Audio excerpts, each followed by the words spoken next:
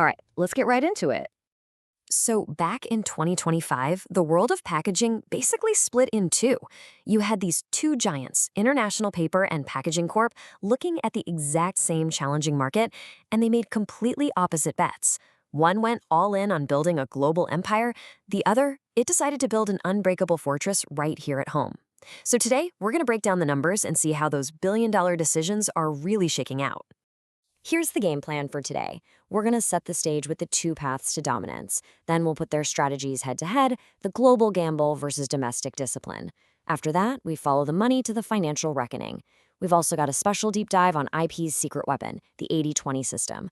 Then we'll look at the risks for both and wrap it all up with our analyst verdict for 2026.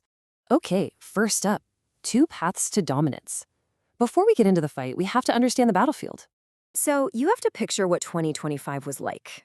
To put it simply, it was tough out there. Consumer demand was weak, people were buying less stuff, which meant fewer things needed to be shipped, and that led to a nearly 2% drop in demand for what these companies make. Cardboard boxes. Now, when the whole pie is shrinking like that, the choices you make become absolutely critical.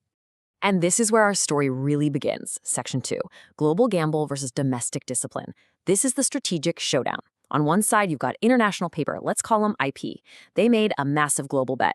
On the other, Packaging Corp, or PKG, who played it with disciplined domestic focus. So how were they planning to grow in a shrinking market?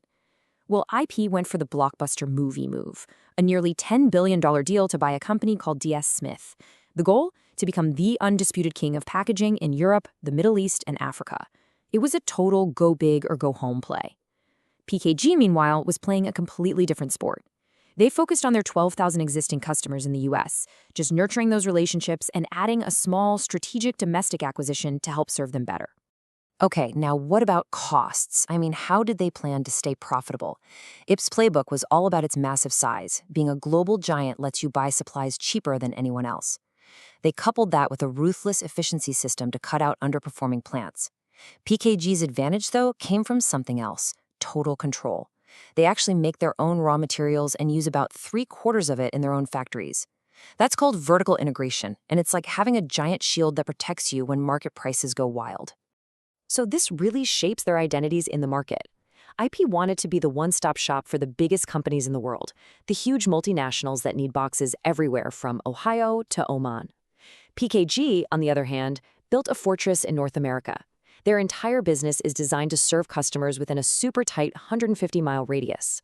That focus gives them incredible efficiency and real pricing power, especially in stable industries like food and drinks. All right, we've laid out the two different playbooks. Now for Section 3, the financial reckoning. And trust me, this is where the story gets really, really interesting. This is where strategy meets the bottom line. $2.47 billion. Let that sink in. Just a few months after dropping almost $10 billion to expand in Europe, IP had to turn around and tell the world, oops, those assets are actually worth almost $2.5 billion less than we paid. That is a jaw-dropping admission. It means either they massively overpaid or the market in Europe collapsed way faster than they ever imagined. Now, in corporate finance, there's a name for something like this. It's called a big bath. It's a classic move. A new CEO comes in and they take all the bad news, all the write-downs, and they dump it all out at once.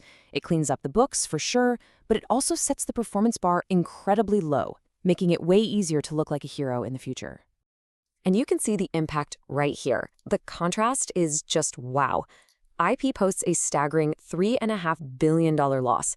PKG, a solid $774 million profit. But here's the kicker. Look at the quality of that profit. PKG's cash flow was twice its reported income. That's a sign of an incredibly healthy business. IP, on the other hand, was actually burning through cash. And if you want to see that risk in a picture, this is it. This chart basically shows how many years of earnings it would take for each company to pay off its debt. IIP is sitting at nearly 3 times its earnings. For a lot of analysts, anything over 3 is a red flag. It's risky. PKG, meanwhile, is at a super comfortable 1.79. In a shaky economy, having less debt just gives you so much more room to breathe. So how is IP managing all this? I mentioned their efficiency program earlier. It's called the 80-20 system, and it is the engine driving this entire massive restructuring. So let's take a moment here in section 4 and do a proper deep dive. Now, you've probably heard of the 80-20 rule before, right? The idea that 80% of your results come from just 20% of your efforts. Well, IP has taken that idea and turned it into a corporate religion. They're using data to comb through every single customer, every product, every factory to find that golden 20% and focus all their energy there. So what does that actually look like day to day? Well, it's a pretty clear 4-step process. First, they simplify, sell off anything that isn't their core business. Second, they segment, figure out exactly which customers and which regions make them the most money.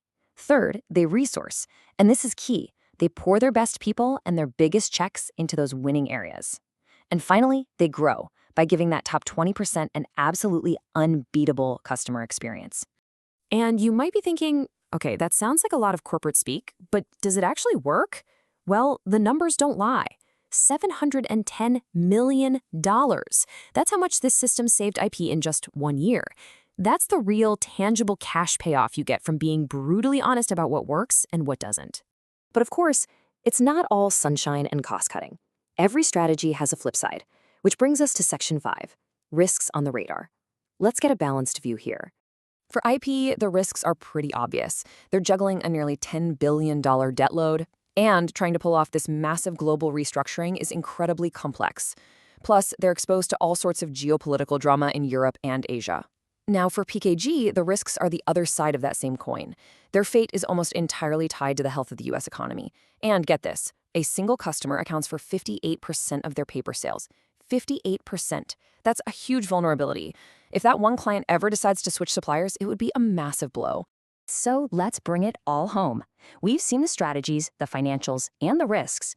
It's time for our final section, the analyst's verdict. What does the road ahead look like for 2026? And for IP, the next chapter has a massive plot twist. Their next big move is to undo their last big move. That's right.